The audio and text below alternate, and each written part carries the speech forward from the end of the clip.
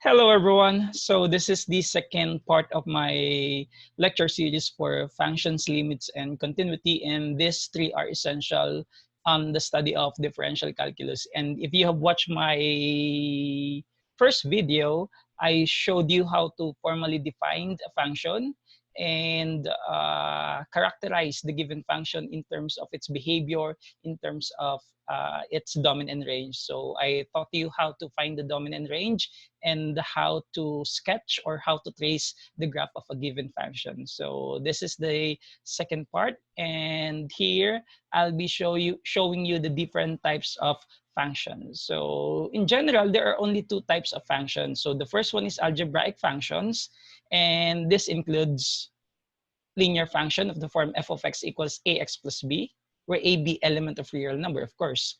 And we also have a quadratic function of the form f of x equals ax squared plus bx plus c, where a, b, c element of real number and a not equal to 0. And also, we have a polynomial function whose general form is f of x equals a sub n x sub n plus a sub n minus 1 x sub n minus 1 running until a sub 1 x plus a sub 0, where a sub n is not equal to 0. And we also have a rational function of the form f of x equals p of x over q of x, where q of x is not equal to 0. And on my previous video, we have already characterized rational functions in terms of its behavior, in terms of its asymptotes, and in terms of its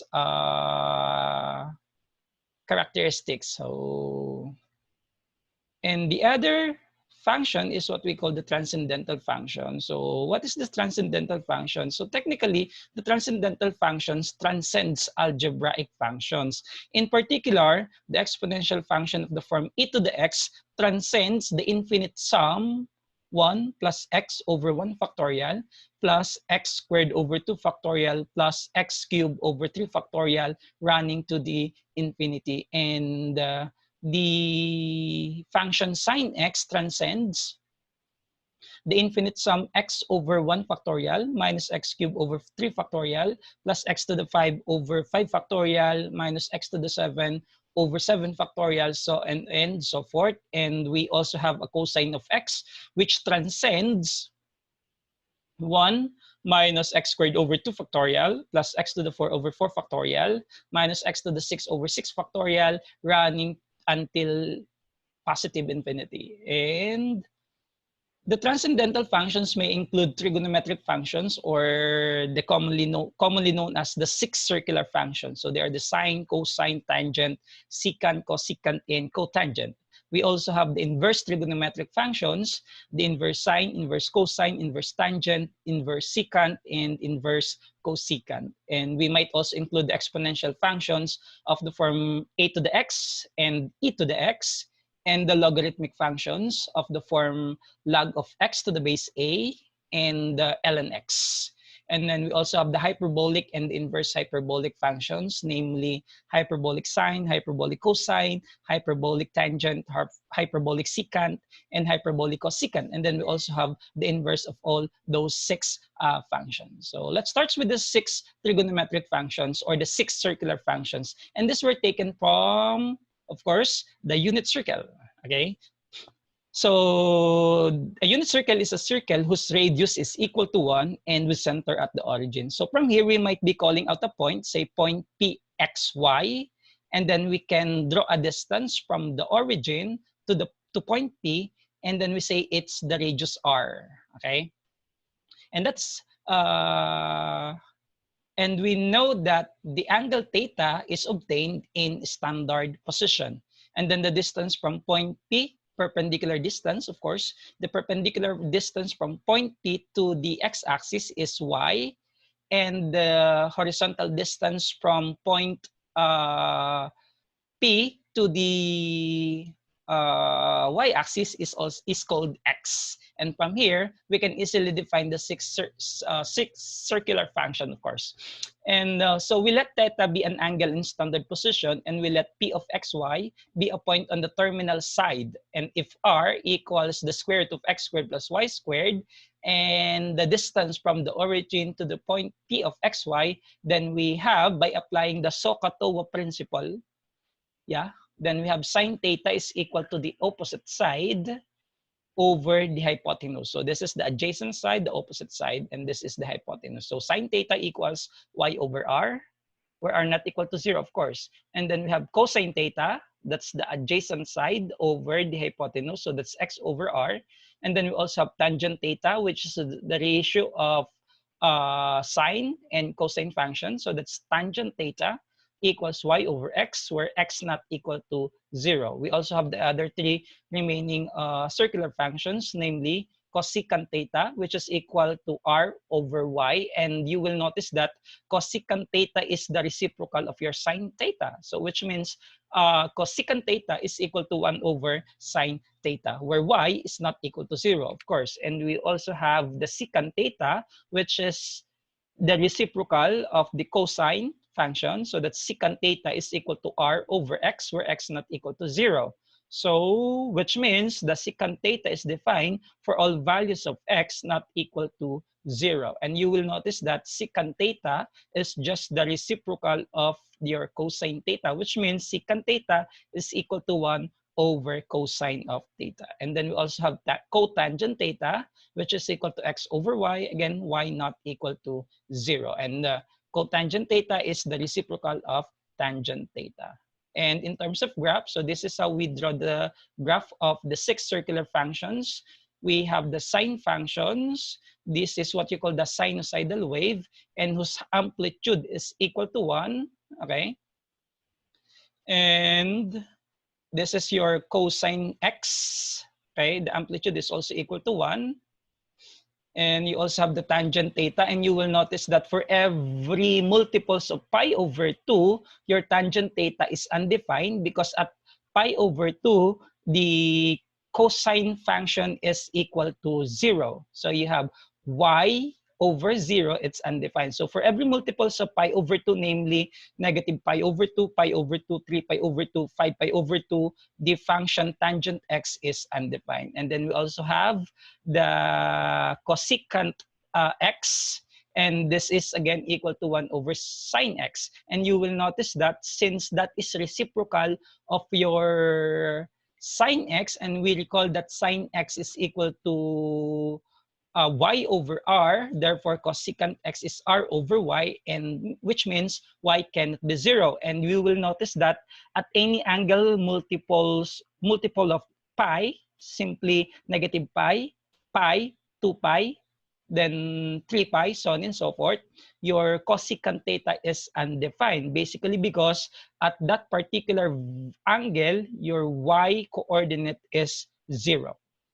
Then we also have the secant of x, which is the reciprocal of cosine. So that's 1 over cosine of x. And you will notice that for every multiples of negative, multiples of pi over 2, sorry, it's negative pi over 2, pi over 2, 3 pi over 2, 5 pi over 2, so on and so forth.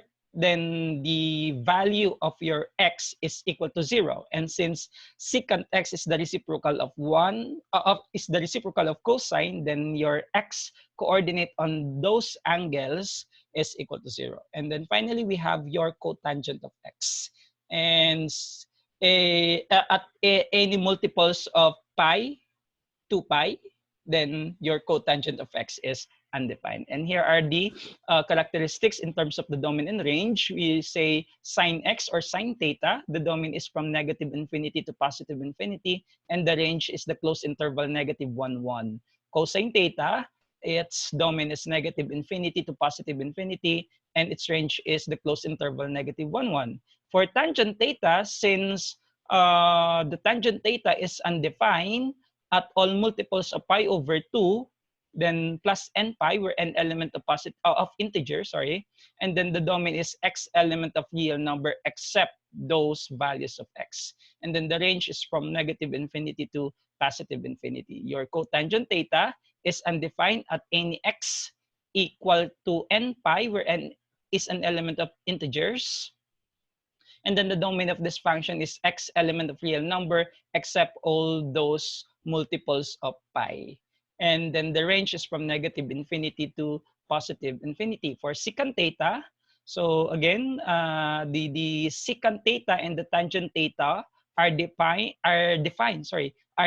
on all values of x except for this number, pi over 2 plus n pi, where n element of integers. And its range is from negative infinity to negative 1, inclusive of 1, union the closed open interval 1 to positive infinity. And for cosecant theta, its domain is x element of real number except for all multiples of pi, where n element of positive integers. And then the range is from negative infinity to negative 1, inclusive of 1, union 1 to positive infinity, inclusive of 1.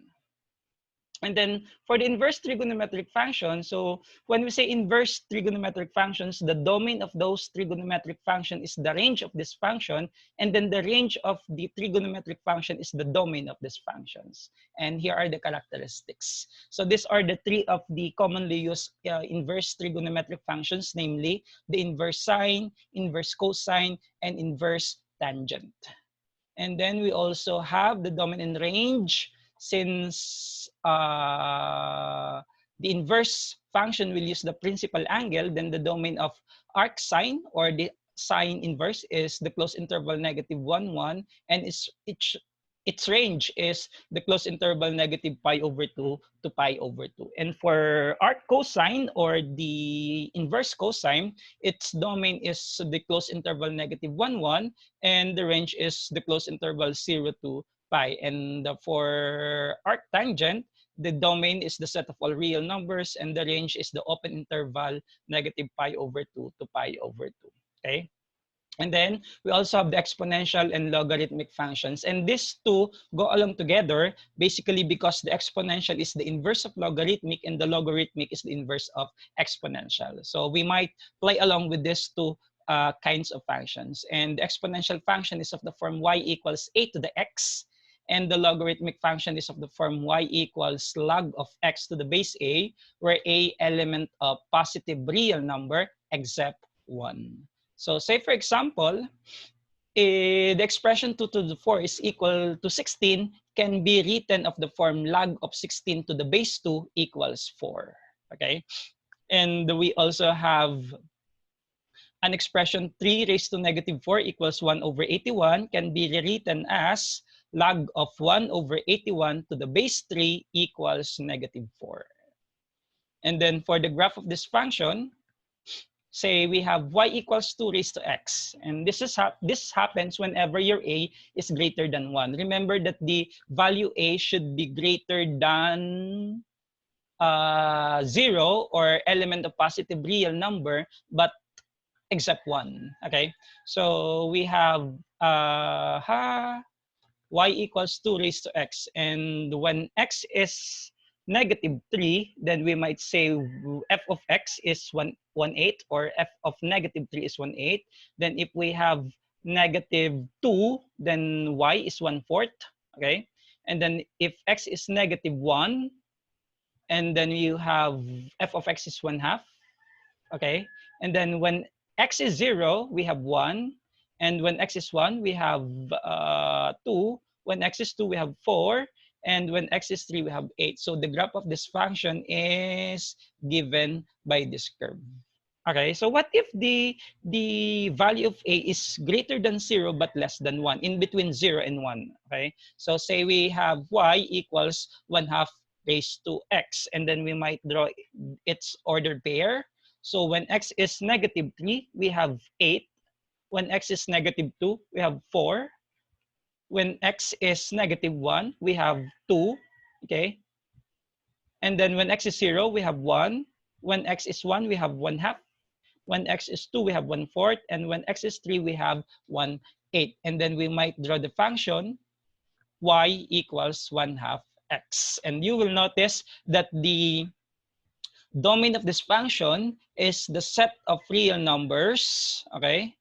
And then the range is the set of all positive real numbers, or from 0 to positive infinity. And then here are the properties of the exponential function. If a is greater than 1, we say that the domain is from negative infinity to positive infinity, and the range is the set of all positive real number, or from 0 to positive infinity. And then we might say that as x approaches a very large number, as x goes farther and farther from 0 to the right, then we say that the value of your f of x or y increases and it gets steeper. And as x approaches negative infinity, y decreases, or f of x decreases, and it flattens. And you will notice that this function is asymptotic with respect to the negative x-axis. Okay? And similarly, for x, or for a, for a greater than 0 but less than 1, we might have this characteristics. Again, the domain is the set of real numbers, negative infinity to positive infinity, and then the range is still from 0 to positive infinity. And then, as you can notice, as x approaches a very large number to the right, as x gets larger and larger, y, or f of x, decreases and it flattens. And as x gets larger and larger to the negative side, so as x approaches negative infinity, y increases and it gets steeper. So you will notice that this function is asymptotic with respect to the positive x-axis. Okay? Say again, we have a logarithmic function. And then you recall that the graph of y equals a of x, where a is greater than 1, is this, and then the graph of y equals a raised to x, where a is greater than 0 but less than 1, is this. So what are we going to do is we will be rotating this coordinate system, okay, to the right, 90 degrees to the right. Okay, and you will get the logarithmic function. Why? Because the domain of this is the range of the logarithmic function, and then the range of this is the domain of the logarithmic function, which means all values of x here will become the values of y for logarithmic, and all values of y here will become the values of x for the logarithmic function, and it will look like this. Okay, and this happens whenever your a is greater than 0 but less than 1. Okay, so that's it. So you will notice that this x becomes the y-axis, and the y-axis here becomes the x-axis. So which means the domain of this function is the range of this function, and then the range of this is the domain of the logarithmic function. And for this one, again, rotating this 90 degrees to the right, we will have this function. Okay, and this happens whenever your a is greater than 1. And we might extract the characteristics of this function. Okay, for a greater than 0 but less than 1. Okay, so as x approaches infinity, positive infinity, f of x decreases and it flattens. And as x approaches 0 from the right, as x gets closer and closer to 0 from the right, f of x increases and it gets steeper. And it is asymptotic with respect to the positive y-axis. And for this function, we have the domain and range. Okay, so 0 to positive infinity, range is negative infinity to positive infinity. And as x approaches positive infinity, the graph of the function flattens. And as x approaches 0 from the right, f of x decreases and it gets steeper. And this one is asymptotic with respect to the negative y-axis. And those are the properties of the logarithmic functions. And here are some of the notable laws on exponential and logarithmic functions. We take note that a to the 0 is equal to 1, a to the 1 is 0. We also have, by the way, whenever your a is equal to 2.728 dot dot dot, okay, that's irrational, then the function y equals a raised to x will become e raised to x, and this is the commonly used logarithmic function. And when your a is equal to 2.728 dot dot dot, okay, then the log of x to the base a will become ln x. That is what you call the natural logarithm. Okay, this one is what we call the common or the Briggshian logarithm, wherein this one is the Nappierian logarithm or the natural logarithm. Natural logarithm or the Nappierian logarithm. This one is what we call the Briggshian or the common logarithm. And you take note of this laws on exponential and logarithmic functions, because this might find important on the study of derivatives of exponential and logarithmic functions. And finally, we have the hyperbolic functions. By the way, the hyperbolic functions possess similar properties with that of the 6 trigonometric functions. And these were taken from an equilateral hyperbola.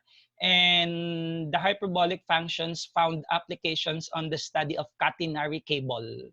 Okay. And the commonly used hyperbolic functions are sine hx, when written in terms of x, of course, is equal to e to the x minus e to the negative x over 2. We also have cosine hx, or the hyperbolic cosine, which is equal to e to the x plus e to the negative x all over 2. We also have the hyperbolic tangent, or tangent hx, equals e to the x minus e to the negative x all over e to the x plus e to the negative x. And you will notice that this tangent hx is just equal to the ratio of the sine hx over cosine hx. It's just like the circular function for tangent. Tangent x is equal to sine x over cosine x. And similarly, this hyperbolic tangent x is just equal to hyperbolic sine over hyperbolic cosine. So that's e to the x minus e to the negative x all over e to the x plus e to the negative x. And likewise, the hyperbolic cotangent is just the reciprocal of hyperbolic tangent. Just get the reciprocal of this and you'll get the cotangent. For the hyperbolic secant, that is the reciprocal of hyperbolic cosine. And the hyperbolic cosecant is just the reciprocal of your hyperbolic sine. Okay? And then here are the domain and range of the hyperbolic functions. Okay, for cosine hx, that's negative infinity to positive infinity, and then the range is the closed open interval 1 to positive infinity. For hyperbolic sine, that's negative infinity to positive infinity, and then the range is just the same, negative infinity to positive infinity. And then the hyperbolic tangent is the set of real numbers for its domain, and then the range is the open interval negative 1, 1. And then for hyperbolic secant, so you have negative infinity to positive infinity, and then the range is the open close interval 0 to 1. Okay, and then for cosecant hx, the domain is the open interval negative infinity to 0, union open interval 0 to positive infinity, and then possessing the same range. Okay, and then for cotangent, that's negative infinity to 0, union 0 to positive infinity. And then the range is from negative infinity to negative 1, union 1 to positive infinity. And we might see its graph. Okay. So we might see that this is your y equals 1/2 e to the x. This is your y equals 1/2 e to the negative x. And adding this 2, we might have your hyperbolic cosine. Okay, so this is now your hyperbolic cosine of x, which is equal to y equals e to the x plus e to the negative x all over 2. When we subtract this 2, this is what will happen. Okay, this is your, again, your y equals 1/2 x. This is your y equals negative 1/2 e to the negative x. Okay, and then sorry, adding this 2, since this is already minus, and then adding this 2, so we might have the hyperbolic sine, and that's it. And this is your y equals e to the x minus e to the negative x all over 2, which is written as your hyperbolic sine. So you will notice that the hyperbolic sine of x is somewhat similar to the graph of a cubic function y equals x cubed. Okay, so We also have our tangent, hyperbolic tangent, and we recall that the domain of this function is the open interval -1. Sorry, the range of this function is the open interval -1 to infinity, and then the domain is the set of real numbers -infinity to +infinity. One more. On the table presented earlier, we noticed that the domain of this function is the set of real numbers -infinity to +infinity. Yeah, and then the range is the open interval -1 to 1. So we might trace the curve this way, and that is your y equals tangent hx. And for the, what's this? For the hyperbolic secant, okay, that's the curve y equals secant hx, and this is your y equals cosecant hx, and you will notice that this y equals cosecant hx possess similar properties with the graph of the rational function y equals 1 over x. And finally, this is your hyperbolic cotangent. Okay, so and then we might also look for another kind of functions which we might find interesting on the study of function limits and continuity, and that is what we call the absolute function. And we must recall that the absolute of x is equal to x whenever x is greater than or equal to 0, and negative x if x is less than 0. So we have this graph of the absolute function. You will notice that the domain of this function is the set of real numbers -infinity to +infinity, and that the range is from 0, including 0, to +infinity. Okay? And from this function, we might say play along with the graph of other forms of absolute functions. Say we want to trace the curve f of x equals absolute of x plus 1. So you will notice that when x is 0, y becomes 1. And when x is -1, f of x will become 0. So which means the vertex of this absolute function will be shifted 1 unit to the left, and it will look like this. Okay, so this is now the graph of the function f of x equals absolute of x plus 1. You take note that the original graph of the absolute of x is shifted 1 unit to the left. Okay, one more. Say we wish to find the graph of f of x equals absolute of x minus 1. So again, when x is 0, you will notice that y is equal to 1. And when x is 1, so 1 minus 1, that's 0. So absolute of 0 is 0, which means the graph of the absolute of x will be shifted 1 unit to the right, so that you will get f of x equals absolute of x minus 1. And based from that observation, we can set a generalization like this. Okay, so remember the black one is the original f of x equals absolute of x, and then the red one is your f of x equals absolute of x plus 1, which shows that it is shifted 1 unit to the left. And this one, the green one, the green one is your f of x equals absolute of x minus 1, which is shifted 1 unit to the right. So based on our observation, we might put it into generalization like this. Given the graph of the function f of x equals absolute of x plus a, we will just be only shifting the graph of f of x equals absolute of x a units to the left.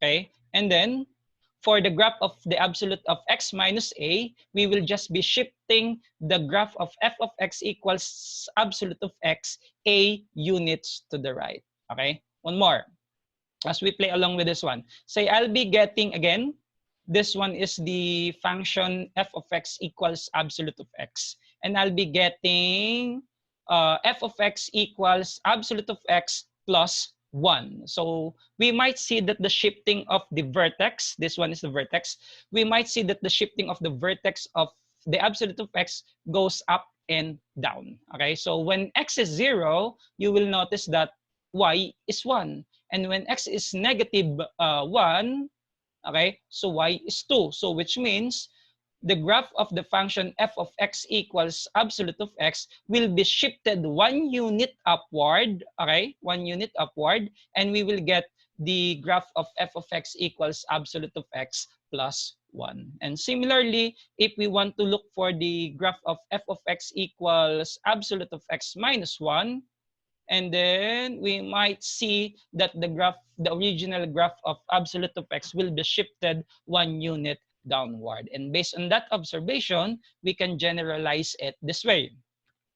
Okay, so to get the graph of f of x equals the absolute of x minus a, you will only be shifting the original graph of f of x equals absolute of x a units downward. And for absolute of x plus a, you only shift f of x equals absolute of x a units upward, minus a units downward, plus a units upward. Okay. Another types of function that we might kind of new or interesting on the study of function limits and continuity is the greatest integer function, or the GIF function. Okay, what is this GIF function? We say that the greatest integer function, GIF, is a function defined by GIF of x equals n, where n is less than or equal to x and n element of integers. The reason why it is called greatest integer function, it's basically because the range of this function is the set of integers. Okay, one more. The range of this function is the set of all integers, and the domain is the set of all real numbers. Okay, so in layman's term, the greatest integer function is the smallest, is the smallest integer, okay, less than or equal to x. That's the smallest integer less than or equal to x. For instance, okay, so the greatest integer of 2 is equal to 2, and the GIF of 2.7 is equal to 2. Okay, since 2 is the greatest integer less than or equal to 2.7. Okay. And then we also have the greatest integer of -2 is -2, and the GIF of -2.7 is equal to -3, since -3 is the greatest integer less than or equal to -2.7. And you also have 2/3. The GIF of 2/3 is equal to 0, and the GIF of -2/3 is equal to -1. So it means that you will only be getting the integer on its right. Remember that 2 points, the 2 is an integer on the right side of, oh sorry, it's on the left, on the left of 2.7, and -3 is the integer on the left side of -2.7. And then for the graph of this function, okay, so whenever x is in between -1 to 0, still it's -1, okay? Whenever x is 0, when x is 0, so yeah, sorry for that, okay? When x is 0, we have 0, and any number on this interval from 0 to 1 will assume 0, and when x is 1, okay, so you have, when x is 1, we have y is 1, and then we play along. So you will notice that on its left, it's a solid circle, and on its right, it's an open circle, which means whenever when you reach 2, your y is already equal to 2. When you reach 3, your y is already equal to 3. Okay, so your f of x equals GIF of x. So this is what we call the stepwise function. One more, this is a stepwise function, and this indicates that the domain, the graph of this function confirms that the domain is from -infinity to +infinity, and that the range is the set of all integers. Another functions is what we call the odd and even functions. Okay, so the definition. So if the function f satisfy f of -x equals f of x for all number on its domain, then the function is said to be an even function. And then the graph of f is symmetric with respect to the y-axis. If the graph of f is symmetric with respect to the origin, then f is an odd function, and it satisfies f of negative x equals negative f of x. And specifically, the cosine function is an even function because when you replace x by negative x, it returns to the original function. Say cosine of negative x equals cosine x. And a sine function is an odd function because your sine of negative x equals negative sine x. And it satisfies this inequality. Whenever x is replaced by negative x, then the result will become negative f of x. All right. Another example is f of x equals 3x to the 4 minus x squared plus 5. So we will identify whether this one is an odd or even function. So how are we going to do that? So the only thing we need to do is we replace x by negative x.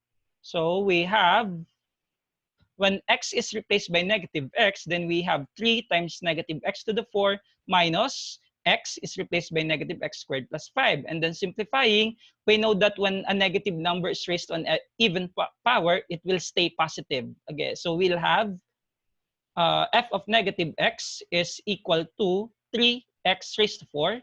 And then this will become positive x squared. So then there it is preceded by minus sign. So that will become negative x squared. And then you just copy 5 at the end. You will notice that when you replace x by negative x, it go back to the original function. So therefore, this is an even function. So which means when you replace x by negative x and after simplifying, it go back to the original function, then the function is called an even function. And then for an odd function, let's see. So again, you replace x by negative x, and x is replaced by negative x minus negative x cubed plus 5 times negative x to the 5th power. And we know that when a negative number is raised to an odd power, then it will stay negative. So we have negative 2x, and then negative x to the 3rd power is negative x cubed multiplied by minus 1 here. So you have positive x cubed. And then negative x to the 5th power is negative x to the 5th power times 5 is negative 5x to the 5th. And then so what I'm going to do is I will factor out negative 1 on the right side. So I'll have negative open quantity 2x. Then the positive here will become negative x cubed plus, and then this one will become plus 5x to the 5th. And you will notice that the one written inside the parenthesis is our original given. One more, this is 2x minus x cubed plus 5x to the 5 after factoring negative 1 from it. So we have 2x minus x to the 5 plus 5x to the 5th power. Okay, so after replacing x by negative x, you notice that after factoring negative 1 from it, it will become negative f of x. And this satisfies an odd function. So 2x minus x cubed plus 5x to the 5 is an odd function. Okay. Okay, here's another one, the piecewise function or the piecewise defined function. So, and you will notice that this function is just the combination of 2 or more functions. For instance, we have f of x here, which is equal to 2x minus 1 if x is less than 1, 2 if x is equal to 1, and x plus 2 whenever 1 is less than x or x is greater than 1. So we might consider 3 functions here. We have 2x minus 1, y equals 2, and y equals x plus 2. So, and we have, this is the graph of y equals 2x minus 1. 2x minus 1. So when x is 0, we have negative 1. So 0, negative 1. When x is 1, we have 2 times 1 is 2 minus 1. We have 1, 1. Okay? And this is the graph of your y equals 2. Okay? So this is your x equals 1. When x equals 1, you have y equals 2. So we have the point 1, 2. And we can draw the line y equals 2. Okay? So, and finally, we have your x plus 2. And this is how we draw it. Okay? You remember that when x is 0, y is equal to 2. And when y is 0, we have x equals negative 2. So we have negative 2, 0, and 0, 2. Okay, so we have these three functions, and then these three functions will make up the piecewise defined function by this f of x equals 2x minus 1 if x is less than 1, 2 if x equals 1, and x plus 2 whenever 1 is less than x. However, we will only be using this function whenever your x is less than 1. One more, we will only be using this function whenever your x is less than 1. So we might have this part of the line 2x minus 1 because we will only be getting those numbers on the left side of 1. Okay? And then when x equals 1, your y is 2. So we might only consider this point since this is your 1, 2. Okay? When x is 1, you have y equals 2. And for this line y equals x plus 2, we will only use this whenever your x is greater than 1 or 1 is less than x, meaning those are the numbers on the right side of 1. And we have this. So this will make up your f of x. Combining these three, again, this is your line y equals to x minus 1, and we will be using this whenever your x is less than 1. This is your 0.12. We will only be using this whenever your x is 1. And we will only be using the line y equals x plus 2 whenever your x is greater than 1. And that makes up this piecewise defined function. Okay? Okay, so what's the meaning of this open circle here? And this indicates that 1 is not part of this curve because it says here that x is less than 1. So we might use an open circle. Okay? This is also an open circle because your x is greater than 1. 1 is not part of this. So what will be the value of y whenever your x equals 1? Automatically, when x equals 1, your y is equal to 2. That is represented by this point. Okay? By the way, this is what we call the point discontinuity. That's a jump discontinuity. Okay, from here, there's a jump discontinuity going to this part of the function. And then from here, there's a jump discontinuity going to this part of the function. And you will notice that the domain, the domain of this function is the set of real numbers negative infinity to positive infinity. And you might be getting it from here. So this is the set of all numbers less on the left side of 1. This is equal to 1. And this is the set of all numbers on the right side of 1. So the domain is the set of all real numbers. And then the range is, looking at the curve, you will notice that the range is negative infinity to 1, exclusive of 1. That's why this is an open circle. Okay, union, the set containing 2. Okay, so, and union, 3 to positive infinity. So 3 is also not part of the range because this is exclusive of 1. Okay? I think we have another function here. Okay, so we might sketch the piecewise defined function h of x equals 1 minus x squared if x is less than 0, and 3x plus 1 when x is greater than or equal to 1, or 1 is less than or equal to x. Again, the piecewise defined function h of x is composed of two functions. One is 1 minus x squared, which we might say that's a parabola opening downward. Okay, parabola opening downward. How did I know? It's because the highest power is 2. It's a second degree equation. It's a conic section, and it is preceded by minus sign. So it's a parabola that opens downward, and the vertex is located at 0, 1. Yeah, 0, 1. And we will only be using that part of the parabola whenever your x is less than 0. Whenever x is greater than or equal to 1, then we might use this line 3x plus 1. And here it goes. Okay, so this is portion of the parabola that opens downward.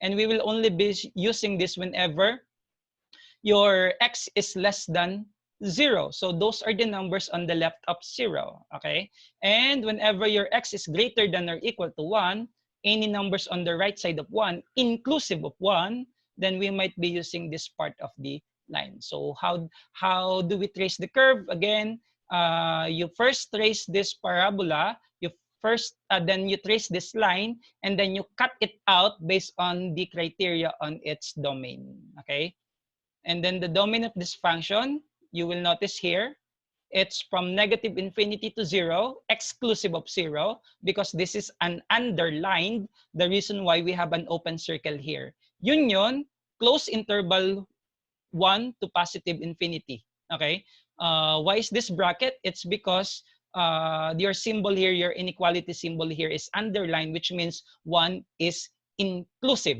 Okay, so that's why this is a solid circle. And then the range, you will notice that the range from negative infinity to 1, sorry for this one, it's negative infinity to 1, yeah, and then going to 4 to positive infinity. Sorry for this one, this is 1, okay, this is equal to 1.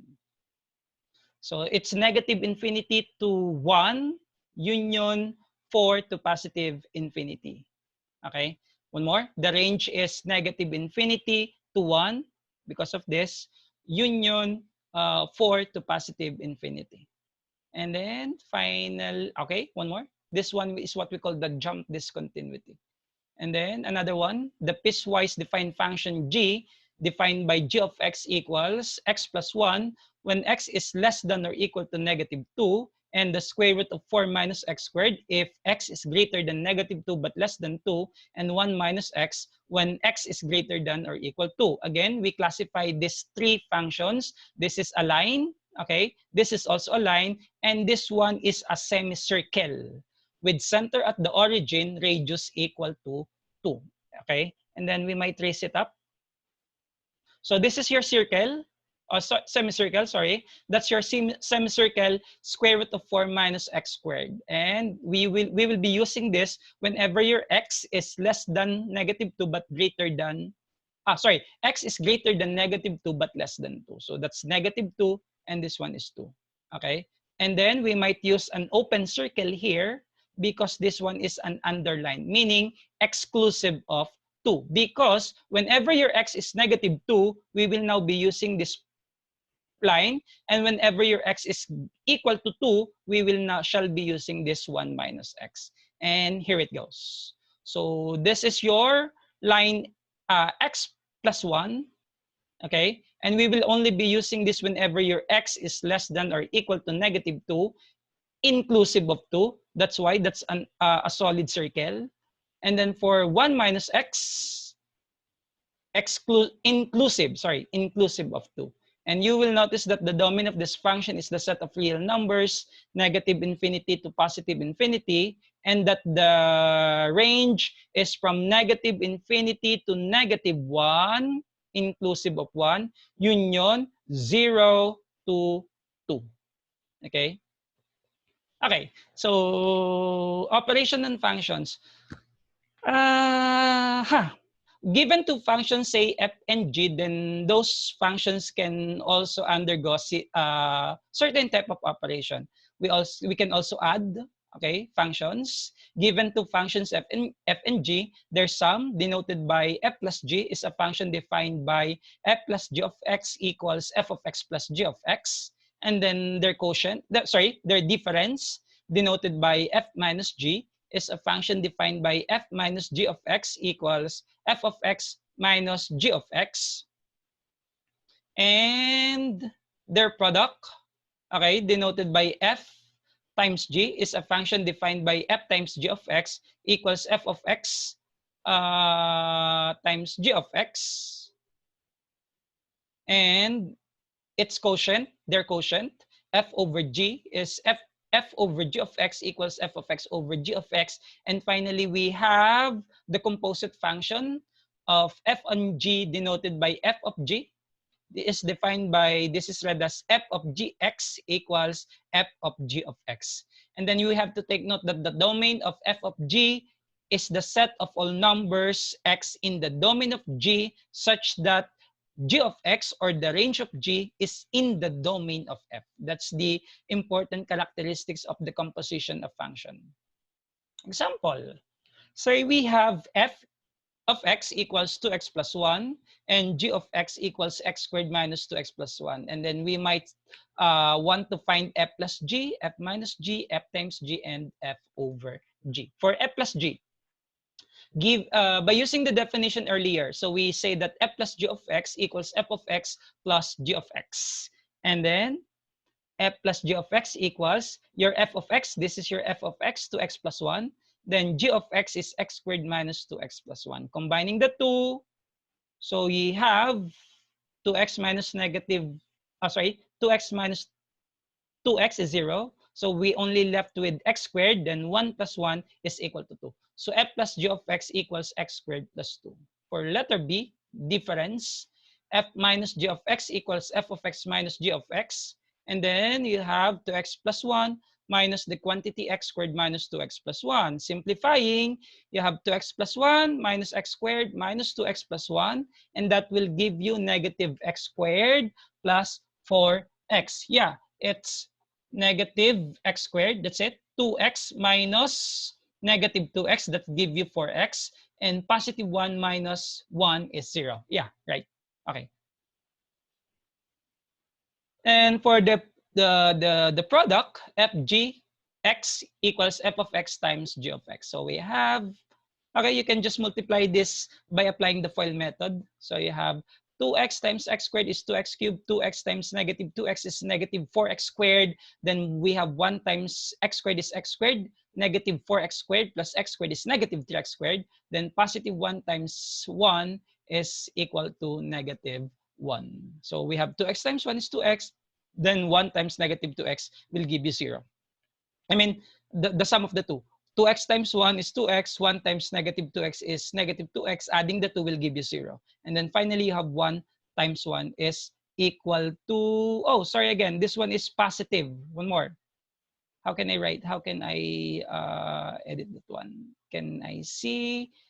Oh, sorry for that. Okay, anyway. But this one is positive 1. One more. 2x times x squared is 2x cubed. Then 2x times negative 2x will give you negative 4x squared. Then 1 plus x squared is positive x squared. You add the 2 will give you negative 3x squared. And then 2x times 1 is 2x. 1 times negative 2x is negative 2x. Adding the 2 will give you 0. However, finally, you have 1 times 1 will give you positive 1. Okay? You just ignore this minus 1 because that's positive 1. Sorry for that. Okay? And then finally, you have D equals f of g, f over g, sorry for that. F over g of x equals f of x over g of x. And then you have this one. And I think we can no longer simplify this part of the function. Okay, yeah. Okay, finally, we have the composition of function. Say we have f of x equals square root of x plus 1 and g of x equals x squared minus 2. We might want to find fg of x. So from here, fg of x, f of g of x. Sorry for that. Okay, so from f functions, we will be replacing x on the f function by the g of x. So x will be replaced by x squared minus 2, leading us with this.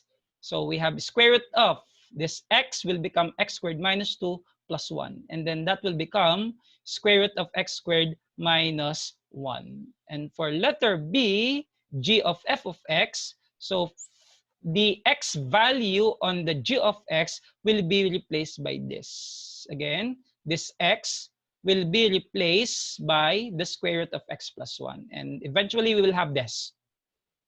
So this is your x squared minus 2, and x is replaced by square root of x plus 1. And simplifying, so we have the square root of x plus 1 square is equal to x plus 1 minus 2 will give you x minus 1. Okay. And then the last operation and function is the inverse. How do you get the inverse? So given the function f of x, then the inverse of the function f of x is denoted by f inverse x. It's the notation used is f raised to negative 1 of x. And this is read as f inverse of x.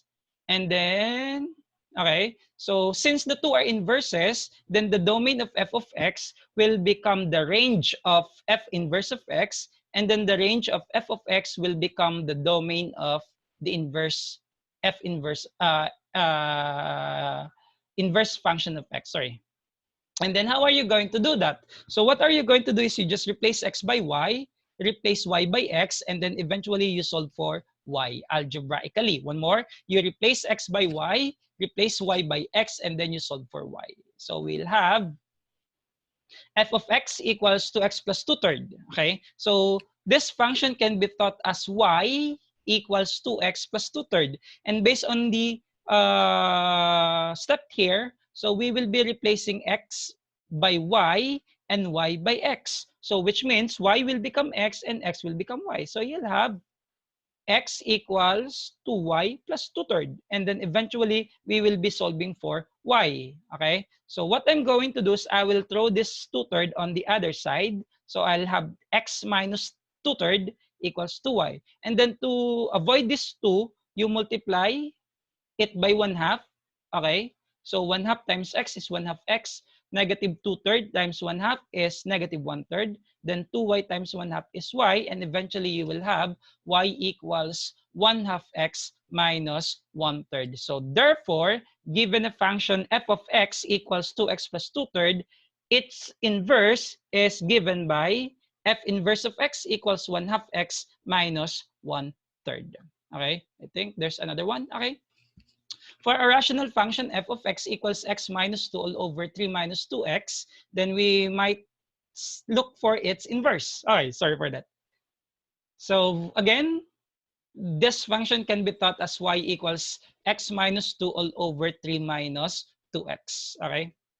And then we replace x by y by x. So you'll have x equals y minus 2 all over 3 minus 2y. And then simplifying, you cross multiply. So x times the quantity 3 minus 2y equals y minus 2. And then you introduce x each term here. So you have 3x minus 2xy equals y minus 2. And then combining all the terms containing y. Okay, we will be collecting all the terms containing y and then isolate all the terms containing x and the constant term, of course.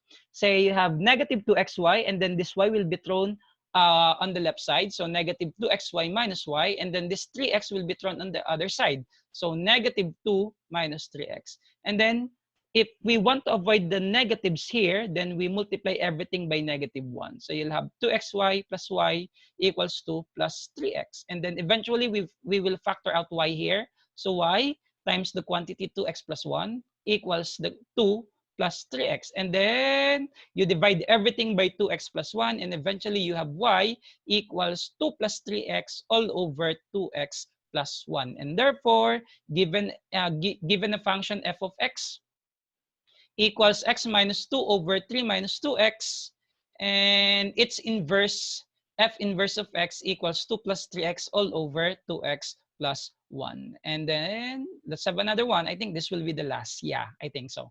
So given the function f of x equals x squared plus 2x minus 4, so we will be getting the inverse function of this. You will notice that on my previous example, the line and the rational function, the resulting inverse function is also a function. Okay, let's see if all given a function, if all its inverse is also a function. And we will make a generalization out of this example. Say, again, this can be thought as y equals x squared plus 2x minus 4. So we will be replacing y by x and x by y, and we'll be having this. So x equals y squared plus 2y minus 4. So again, you isolate all the terms containing y. So we'll have x plus 4 equals y squared plus 2y. So what I'm going to do is I'll be using completing the square here. Okay, so that I can isolate y. I can reduce the degree into 1. Okay, so by completing the square, so I'll be getting 1/2 of 2 is 1. Then you take the square of it, it's still 1. So I'll be adding and subtracting 1 on this side, or I'll be adding 1 on both sides of the equation. So I'll be having x plus 4 plus 1 equals y squared plus 2y plus 1. One more, this 1 This one is obtained when you divide, when you get 1/2 of your 2, 1/2 of your b. That's of the form ax squared plus bx plus c. And then you divide or you multiply 1/2 your b, sorry, you multiply b by 1/2 and then you get the square of it. And that quantity will be added and subtracted to the given function, or will be added on the left and the right side of the equation. So that's 1/2 of 2 is 1 squared, that's 1. So I add 1 on the right, I will also add 1 on the left. The left side will become x plus 5, and then the right side will become the quantity y plus 1 squared. Again, why we are completing the square? To get a perfect square trinomial, which can easily be factored out as this. Okay, and then eventually we will be getting the square root of both sides, and we'll have this, the square root of x plus 5. So that's plus minus the square root of x plus 5 is equal to y plus 1, and eventually y is equal to -1 plus minus the square root of x plus 5. Okay, and finally, okay, finally, we have f inverse of x equals -1 plus or minus the square root of x plus 5. Okay? And we might see, okay, since this one is obtained from this equation, so we might see that this is not a function, because this is a parabola that opens to the right whose vertex is at -1, -5. Okay, so this is a parabola that opens up whose vertex is at -1, -5, and this is a function by vertical line test. And this is the graph of your f inverse of x equals -1 plus minus the square root of x plus 5, or x plus 5 equals y plus 1 squared. And the vertex of this parabola is -5, -1. One more, the vertex of this parabola is -5, -1. Okay? And I think that would be the last. Yeah. Okay, so that's it for now. And then you keep on tuning onto my channel. On the third part of this lecture series, I'll be discussing the limit theorems and or the limit of a given function. So bye everyone.